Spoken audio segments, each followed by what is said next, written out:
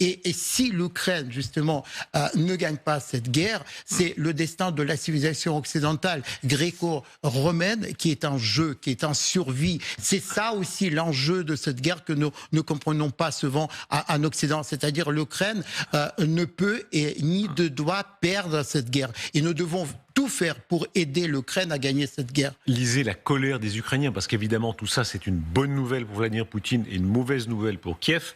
C'est le porte-parole, responsable de la communication de Kouleba qui le dit. Le G20 a adopté une déclaration finale. Nous remercions les partenaires qui ont essayé d'inclure les formulations fortes. Cependant, en ce qui concerne l'agression russe contre l'Ukraine, le G20 n'a aucune raison d'être fier. Et il ajoute, voilà à quoi pourraient ressembler les principaux éléments du texte pour se rapprocher de la réalité. Et c'est là le côté souriant, si on veut, parce que évidemment de leur point de vue c'est triste, mais cette façon très ukrainienne d'attaquer le communiqué, ils ont corrigé au stylo rouge.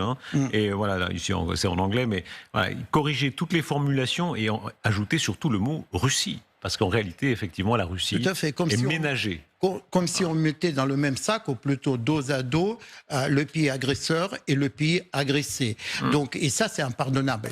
Et moi, j'ai appelé justement ça, peut-être avec une certaine anticipation de l'avenir, se communiquer un nouveau Munich. C'est-à-dire la tentative d'apaiser l'agresseur, qui est toujours une impasse.